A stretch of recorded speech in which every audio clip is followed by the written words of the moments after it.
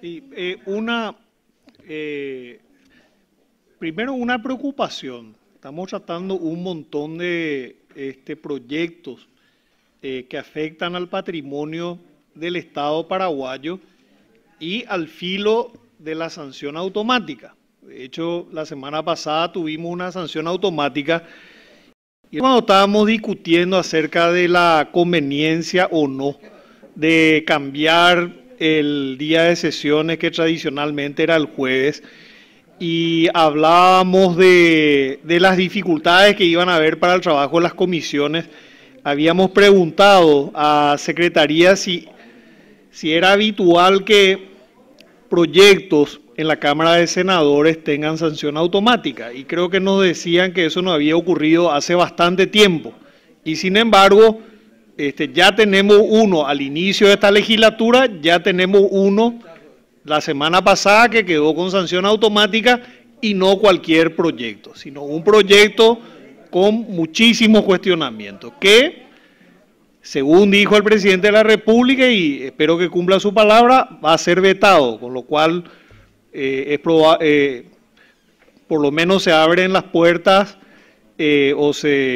tenemos la posibilidad de que no se consume ese perjuicio patrimonial, y si seguimos las declaraciones del ministro de Defensa y del procurador, es probable también, o por lo menos se comprometieron a iniciar los trámites correspondientes a recuperar esos bienes.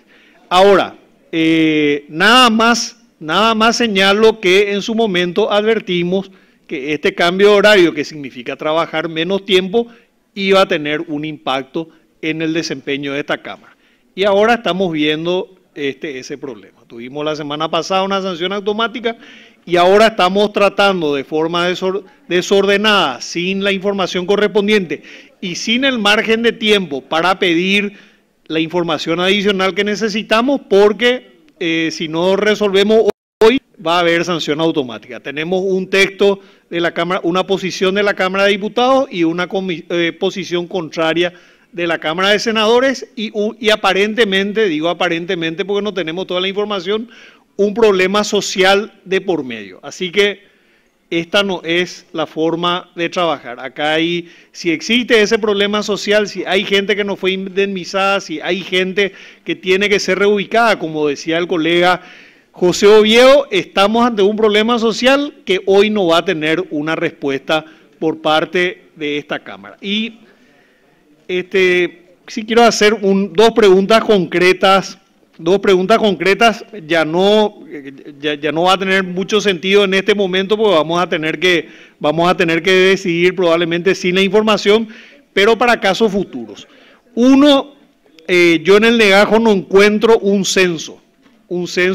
Se habla de un censo aparentemente realizado por la Municipalidad de Benjamín Acebal, pero no veo que conste, por lo menos en el legajo que yo tengo, no veo que conste que ese texto esté agregado. Así que la primera pregunta, teniendo en cuenta que acá estamos hablando de dos préstamos de montos importantes, la primera pregunta es si en el contexto de ese proyecto se hizo un censo para saber exactamente a quiénes se tenía que indemnizar y a quiénes se tenía que reubicar. También me sumo a los pedidos que hicieron colegas anteriormente, a los efectos de tener la información si efectivamente se indemnizó a todos. O sea, estos contratos deberían ser fiscalizados y deberíamos saber a quiénes se indemnizó y a quienes no se indemnizó. Y lo otro, si hay que reubicar a gente, debería haber un proyecto habitacional. Mi segunda pregunta es si existe ese proyecto habitacional dentro del contexto de estos contratos. Me gustaría que alguno de los voceros de las comisiones propinantes se puedan referir a estas dos preguntas. Si hay un censo de personas afectadas, si se hizo el censo en el marco de estos proyectos, si tenemos acceso a ese censo, y si existe un proyecto habitacional para las personas que deberían o deben ser reubicadas.